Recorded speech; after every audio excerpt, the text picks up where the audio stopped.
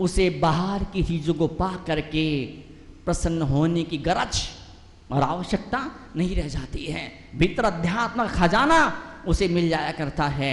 फिर से कहूंगा मैं, ढोल के ऊपर एक हाथ तो पिक्चर का गाना बजा रहा है और दूसरा हाथ के भजन बजा रहा है, तो बात जमने वाली नहीं है। कुछ क्षणों के लिए ही सही, कुछ दिनों के लिए ही सही, लेकिन फिक्स डिसाइड करिए, आप नियम लीजिए, कसम खाइए, हफ्ते में एक दिन या 2 हफ्ते में एक दिन या 3 हफ्ते में एक दिन मेरा पूरा परिवार जाएगा भगवान के मंदिर में। ओम जय महावीर प्रभु, ओम जय महावीर प्रभु। कृष्ण कुछ आरती, चालीसा, पूजा, भक्ति, स्तुति, वंदना, कुछ न कुछ आपके हाथ से पूरे परिवार के साथ एकजुट रूप से हो जाना चाहिए। एक दिन मैंने बोला था, ये पवन सुपर जी हैं, बैठे यहाँ पर, मैंने कहा था अकेले कैसे क्या बैठे हो, जोड़े के साथ में पूजा होनी चाहिए। उनका जोड़ा तो नहीं मिल पाया उन्हें, जोड़ा बिजी होगा कहीं पर मंदिर के अंदर, लेकिन बेटा जोड़ा के साथ में रोज बैठने लगा। 2-3-4 और लोग हैं तो जोड़े के साथ में पूजा करते हैं। बाकी लोगों का क्या बताइए, बाकी लोगों का क्या? मैं तो कई सारे ऐसे, मुझे पहली बार ऐसा हो रहा है कि मैं अभी महीने भर पहले मैं आ गया था इस मंदिर जी के अंदर और प्रदूषण पर्व चल रहा है, शायद 3-3.5 महीने से भी शायद इतना टाइम हो चुका, बावजूद भी मुझे एक भी जोड़ा ऐसा नहीं दिखाई देता है जिसको मैं कहूँ कि भाई दिवाली पर इसको पीछे दूंगा मैं अपने हाथ से। मैं कोई ऐसा एक भी जोड़ा नहीं है जो 2 दिन में एक बार या 4 दिन में एक बार, हफ्ते भर में एक बार, 1 मिनट के लिए भी जो आ जाता हो कि भाई हर हफ्ते या हर 10 दिन में, हर 15 दिन में एक बार मुझे जाना है। आज हम सब बैठे हैं यहाँ पर, उत्तमाकिंचन का दिन है, उत्तमाकिंचन की आराधना करने के लिए बैठे हैं हम यहाँ पर।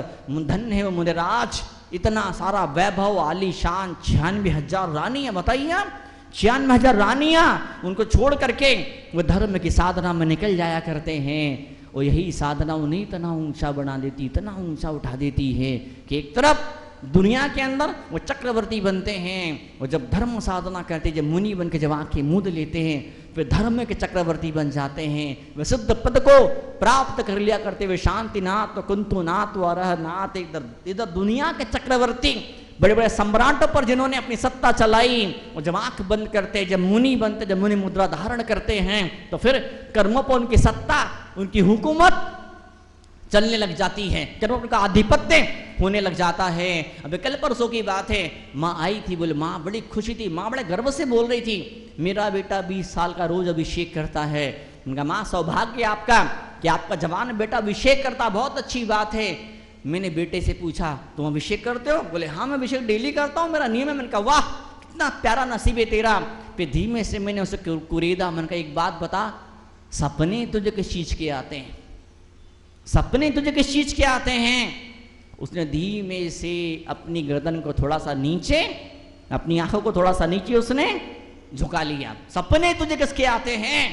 जिससे कुछ फर्क नहीं पड़ता है कि आप कहाँ कितना धर्म साधना आराधना करते हैं, आपके सपने गवाही देते हैं आपके दिल में कितना धर्म पैदा हो, कितना आध्यात्मिक आप बन चुके हैं। अपने सपनों को टटोलना शुरू करिए, और सपनों के अंदर कोई बड़ा भयंकर भोग विलास की भावना पैदा होती हो, सपने के अंदर समाज की, परिवार की रीति नीतियों को, मान मर्यादाओं को, धर्म की पवित्र परंपराओं को तोड़ने वाला सपना अगर आपके पास में आता है तो जाग जाइए, होश में आ जाइए, कुछ बिगड़ा नहीं है, अभी भी समय है आपके हाथ में। अपने सपनों को सुधारने के लिए आंख खोल के जो जीवन जी रहे हैं, इस जीवन को आपको सुधारना पड़ेगा।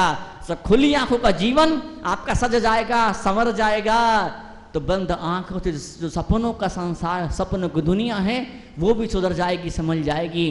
कई सारी बार मैं कहा करता हूँ, जो लोग घर के अंदर लड़ाई दंगा करते हैं, जो परिवार के अंदर कलह कलेश का माहौल पैदा करते हैं, ऐसे ही लोग मंदिरों में आकर के भी लड़ाई दंगे कलह क्लेश पैदा करते हैं। जब घर में कलह करना बंद कर देते हैं तो मंदिरों में कलह होना बंद हो जाती है। और कल चतुर्दशी आने वाली है, क्या बोलते हैं, कलह चतुर्दशी, कलह चौथ। कई मंदिरों के अंदर इन्हीं पोषण पर्व के दौरान, उसी चौदस के दौरान गुल्लकें फूटती हैं। एक सज्जन ने मुझे बताया था, वो गांव में गए, गांव में कोई दादाजी थे, 10 उपास की तपस्या करी, एक बूंद पानी नहीं पिया। और जिस दिन मंदिर गुल्लक टूटी, जिस दिन मंदिर के ट्रस्टियों ने हिसाब किताब रखा पूरे समाज के सामने, वो दादाजी भयंकर चीखे, जोर से चिल्लाए, वो बूढ़ा शेर दहाड़ा। वो दादाजी बोलते हैं 10 दिन से मैंने पानी की बूंद नहीं पी है, लेकिन आज मैं इस ट्रस्टी का खून पी जाऊंगा। बताइए आप, इतनी सारी पूजाएं आपने करी, मिला क्या?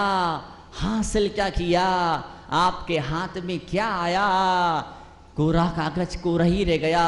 खाली हाथ मंदिर में आए थे, और जब मंदिर से बाहर निकले तब भी खाली हाथ थे। अरे जब गए थे तब कम से कम चल तो रहे थे। अब तुम्हारा इतना पतन हुआ, तुम इतना नीचे गिर गए, आगे नहीं बढ़ते कोई बात नहीं, लेकिन नीचे तो न गिरते, गड्ढे में तो न गिरते, खाई में तो न गिरते, अरे खुद गिरते कोई बात नहीं, पर समाज को तो लेके ना गिरते। बताओ आप, छोटे बच्चे नहीं होते? हम भी जब छोटे बच्चे थे क्रिकेट खेलते थे, फुटबॉल खेलते थे, या वो खेलते थे, क्या बोलते हैं उसको, वो है ना कंचे खेलते थे, कंचे खेलते थे। तो कभी कोई कंचा, कभी कोई कांच की वो छोटी सी बॉल कंचा, क्रिकेट की बॉल जब नाली में गिरती थी तो नाली में हाथ डाल के उस बॉल को निकालना ही पड़ता था। अच्छे बड़े बड़े परिवारों के बच्चे, तो बच्चे क्या करते थे, हम भी ऐसी करते थे, ऐसी अंटी लगाते थे और फिर नाली में हाथ डालते थे और क्या बोलते थे, हमने अंटी लगा ली, अब क्या, अब हम शरीर अशुद्ध नहीं हुआ, हम नहाएंगे नहीं, दादी को मालूम पड़ेगा, मम्मी को मालूम पड़ेगा, तो मम्मी भी डांटने वाली, बच्चा है, अंटी लगाई थी फिर नाली में हाथ डाला था। ऐसे कई सारे धर्मात्मा लोग होते हैं, ऐसे अंटी लगाते हैं और फिर धर्म करते हैं। धर्म भीतर तक नहीं पहुंच पाता है। कभी मोदी ने कहा था कभी किसी जमाने में, नहीं किसी राजनेता के लिए, ये तो भाई साहब बाथरूम में नहाते हो, कैसे नहाते हैं, रेनकोट पहन के नहाते, नहाए तो हैं, पानी तो पूरा वेस्ट किया है, लेकिन फिर भी शरीर में एक बूंद पानी नहीं लगा। क्यों? रेनकोट पहन लिया था कि आपके साथ तो भी तो ऐसा नहीं है, धर्म की बरसात हो रही है। मुंद्रा दे उपास, दे उपास, दे उपास, दे उपास, उपास से उपास करते चले जा रहे हैं। आप पूजाओं पे पूजाएं करते चले जा रहे हैं, एकासन पे एकासन होते चले जा रहे हैं। दुनिया भर के चंदे और दान आपके माध्यम से निकलते चले जा रहे हैं, लेकिन जब 10 दिन हो जाएगा तो फिर वही पाजी के पाजी, फिर वही बुद्धू के बुद्धू, फिर वही विषय कषा, वही भोग और वासनाएं। ऐसा नहीं होना चाहिए। प्रभु पर्व की सुगंधी आपके हृदय के भीतर इस तरह से गहराई तक समा जानी चाहिए कि इन 10 दिनों के बाद में कहीं किसी मोड़ पर, किसी चौराहे पर, जीवन के किसी मोड़ पर कोई आदमी टकरा जाए आपसे, बाप रे ये वही आदमी है।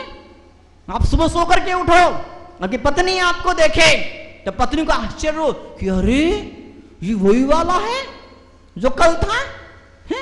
आपके स्वभाव में, व्यवहार में, आपकी आदतों में 360 डिग्री इतना बड़ा भारी परिवर्तन, इतना नयापन आपके भीतर पैदा होना चाहिए कि पिछले वर्षों में जिन जिन लोगों ने आपके गंदे स्वभाव और गंदे और बुरे व्यवहार को देख करके धर्म के बारे में जो सोच बना के रखी थी कि धर्मात्मा लोग तो खड़ूस होते हैं, धर्मात्मा लोग तो बात में लड़ाई झगड़े पर उतारू हो जाते हैं, उनकी सोच बह जाए, बिखर जाए, बह जाए। धर्मात्मा इंसान को इतना मिलनसार होना चाहिए। उत्तम क्षमा से वो यात्रा शुरू होती है। क्षमा जीवन में नहीं आती है तो फिर संयम नहीं आता है, तप नहीं होता है, त्याग नहीं होता, आकिंचन तक गाड़ी नहीं पहुंच पाती है। आकिंचन धर्म तक गाड़ी पहुंचे उसके लिए जरूरी है हमको अपने मन में, हृदय में, दिल में शांति पैदा करनी पड़ेगी, शांति पैदा करना पड़ेगी, शांति पैदा करना पड़ेगी, शांति पैदा करना पड़ेगी, शांति पैदा करनी पड़ेगी, शांति पैदा करनी पड़ेगी, शांति पैदा करना पड़ेगी, शांति पैदा करना पड़ेगी। शांति आएगी तो बाकी सब कुछ ऑटोमेटिक अपने आप सहज रूप से जीवन के अंदर आना शुरू हो जाएगा। क्या मालूम कौन से जन्म में कौन सा महान पुण्य किया था, जिस महान पुण्य ने आज आपको यहाँ पर ला करके बिठा दिया आज जिस पुण्य ने, जिस किस्मत ने, जिस नसीब ने आपको मुनिराज के चरणों में बिठाया है, आपको पंच परमेष्टि के चरणों में बिठाया है, जिस नसीब ने, जिस किस्मत ने आपको आज अंतिम परमेष्टि के चरणों में बिठाया है, कल ऐसा भी दिन आपके जीवन के अंदर आएगा कि आप साक्षात पहले परमेष्टि के चरणों में बैठे होंगे, और एक दिन वो भी आपके नसीब में आएगा कि आप दूसरे परमेष्टि के साथ में आप बैठे मिलोगे श्रद्धालय के अंदर। ऐसा होना चाहिए आपके जीवन में, क्षण ऐसा आना चाहिए। लोग ढूंढें वो अमुक सज्जन, अमुक धर्मात्मा अमुक जन्म में मेरे साथ में तो कहाँ चले गए थे। आप देवता बन के, आप मुनि बन के अब अवधि ज्ञान आप लगाएं कि उस जन्म में वो अमुक सज्जन, अमुक पत्नी, बेटा, पोता, समाज का व्यक्ति मरा, इतना करीबी था, मरा इतना क्लोज था, कहाँ गया। वो ध्यान करते करते, अवधि ज्ञान लगाते लगाते, या किसी मुनिराज से आप पूछो वो अमुक सज्जन कहाँ चले गए, मेरा बेटा पोता कहाँ चले गया, और वो मुनिराज कहे आपसे कि अरे तुमको नहीं मालूम, वो तो अगले ही जन्म में मोक्ष चले गया है। ऐसा होना चाहिए आपके साथ में, ऐसा होना चाहिए। मोक्ष जाने की यात्रा पर हम सब लोग बैठे हुए हैं। कितना टूटोगे, कितना बिखरोगे, अमुक गुट के नाम पर, अमुक ग्रुप के नाम पर एक साथ हो जाओ। अगर आज भी नहीं संभलोगे, सुधरोगे, तो इतिहास के साथ में, संस्कृति के साथ में बड़ा भारी खिलवाड़ हो जाएगा, बड़ा भारी खिलवाड़ हो जाएगा। काम कुमार नंदी, उनकी निर्मम नृशंस हत्या उनकी हो गई, रैलियां निकली, जुलूस निकले, उन्हें अलग जुलूस निकाला, उन्हें अलग जुलूस निकाला, उन्हें अलग जुलूस निकाला, उन्हें अलग जुलूस निकाला। वो उनके पास ज्ञापन देने गए, वो उनके पास ज्ञापन देने गए। कितने लोग गए? मुश्किल से 100, 200, 300 लोग गए। 50,000 के शहर के अंदर मात्र 100, 200 लोग ही जगह जगह 3, 4, 5 जगह ज्ञापन देने के लिए गए। पूरे लोग इकट्ठे क्यों ना हो पाए? अब बाहर की दुनिया में इकट्ठे नहीं हो पा रहे हैं, तो भीतर की दुनिया में किस तरह से आप समृद्ध हो पाएंगे? कई सारी महिलाएं, जो बेटियां, जो बाल बिखेर कर भूतनी चुड़ैल बन के मंदिरों के अंदर आ जाती है। दादी बोलती, अरे चुड़ैल अभी तो सिर ढक ले, तो बाल बांध ले। बड़ा सिद्धांत, गहरा सिद्धांत है मनोविज्ञान का। अगर आपके बाल बिखरे हुए हैं, आप बालों को नहीं संभाल पा रहे हैं, तो अपने मन को आप कैसे संभालेंगे? जब कोई महिला, जो धर्मात्मा महिला, मैं क्षमा चाहूंगा मैं आपसे, कोई धर्मात्मा महिला जब चोटी बांध लेती है, उसमें रिबन लगा लेती है, उसमें जब रबड़ बैंड बांध लेती है, तो मात्र बालों को नहीं इकट्ठा कर रही है, मात्र बालों को एकजुट नहीं कर रही है। वो धर्मात्मा महिला पूरे समाज को, पूरे परिवार को इकट्ठा करने की दिशा में एक ठोस कदम उठा रही है। पोषण पर्व है, हमें धर्म अध्यात्म के साथ में अपने बाहर की आचरण पर भी ध्यान देना पड़ेगा। पोषण पर्व है, हमें पूजा पाठ के साथ में, इन व्रत उपवास के साथ में, इन दुनिया भर के नियमों के साथ में हमें यह भी चेक करना पड़ेगा, पिछले पोषण के बाद में मेरे पास क्या बच गया था, कौन सा नियम बच गया था। पोषण पर्व में इतने सारे नियम, आपके नियमों को, व्रतों को देख करके लगता है कि बाप रे, स्वर्ग से उतरी हुई कोई देवी, कोई देवता मेरे सामने बैठा हुआ है। जब पोषण पर्व खत्म हो जाते हैं, तो अगले दिन उपवास करने वाला जीव सीधा ओम ह्रीम कचोरी देवताए नमः, सीधा वहां अटैक को कर दे, धावा बोल देता है। ऐसा नहीं होना चाहिए। इन्हें शब्दों की सुगंधी, ये धर्म का आनंद, ये अमृत बाद के दिनों में भी आपके दिल को संगीत देता रहे, नृत्य देता रहे, और आप सोचे, बोले वाह क्या पोषण पर्व आया था सन 2023, क्या सुनहरा मौका था। उन 10 दिनों में मैंने अमुक नियम लिया था, मेरे स्वभाव में, मेरे व्यवहार में, मेरी आदतों में अमुक तरह की कमी थी। इस कमी को पूरा करने के लिए ठोस प्लानिंग मैंने किया, मैंने कसमें खाई, मैंने वादे किए, मैंने नियम लिए 3 लोक के नाथ से, परमात्मा से, और आज तक उस नियम को निभाते चले आ रहा हूं। कुछ ऐसा आपके जीवन में हो जाना चाहिए। कहीं ऐसा ना हो जाए कि पिछले गानों में कहा है कसमें, वादे, वो प्याज और वफा, प्यार नहीं प्याज बोला हूं मैं, थोड़ा ध्यान से सुनो जरा। कस्में वादा वो वफा, ये सब क्या है? बातें हैं। बातों का क्या ना, ये बातें नहीं है, ये प्रतिज्ञाएं, ये व्रत, ये नियम, ये पिच्छी, ये कमंडल, ये शावक के हाथ का शांति धरा का कलश, ये सिर्फ बातें नहीं है, बातें, ये सिर्फ बातें नहीं है।